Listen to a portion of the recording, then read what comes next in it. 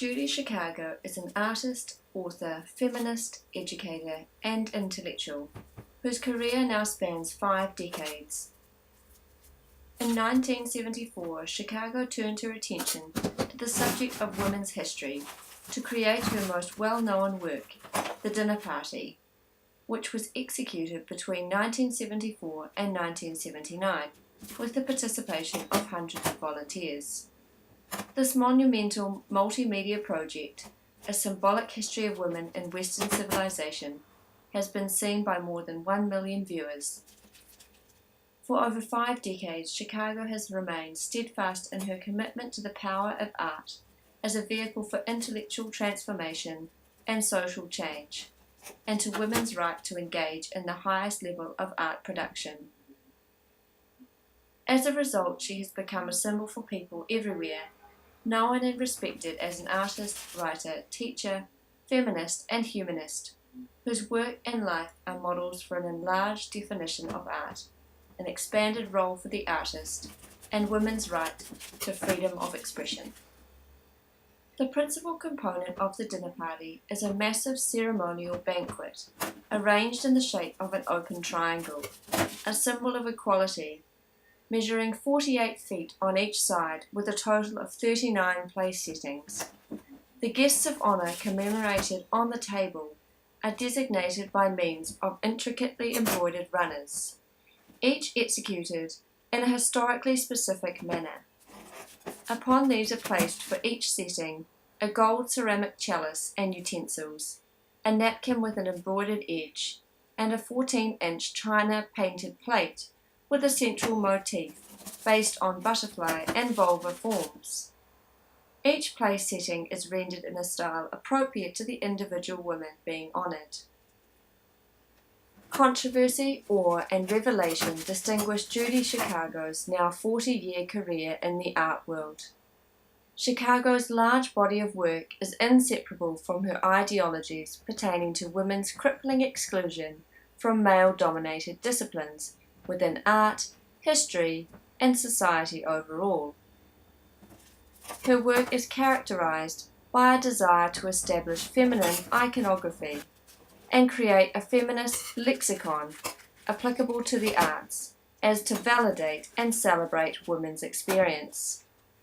Viewing her artwork as a tool for social change and dialogue, Chicago has incorporated collaboration and consciousness raising into her art-making process. Thus, her collaborators gain not only the participation of creating the works, but also share in the cultivation of a female art history.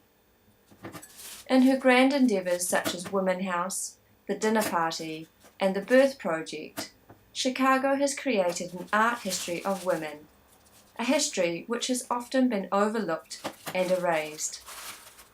Chicago strove to elevate women's craft art to the level of fine art, to explore the often silenced conditions of women, and to produce truthful renditions of women's experiences, culture, and heritage. Judy Chicago has always been aware that the history of men, also termed world history, has viciously omitted acknowledgements of women's paramount contributions. Her inquiry into the margins of history where women's lives remain is a result of her desire to expose the truth of women's shrouded experience, past and present. Women, for the most part, have been written out of history and the canon of art history. Their accomplishments, personalities, heroic stories, creative expressions, and struggles have been rendered irrelevant and secondary compared to the Euro-phallocentric point of view that history, culture, and society has succumbed to. Through an art practice that is informed by these injustices, Chicago has created works and a paralleling iconography that serve to express women's essence, experience, and aesthetics, as well as goals of feminism in the 1970s. As one of America's foremost feminist artists, Chicago has established a woman-centered iconography and lexicon applicable to the arts, and has helped develop a new environment for women artists to thrive in. She pioneered women-centered art education programs and used the teachings of feminism and women's history to render women's personal content in art more accessible and to make the process of understanding art more democratic. In this way, Chicago challenged the intellectual elitism of the art world and confronted the male-centered hierarchies which controlled the public's understanding and value judgment of art.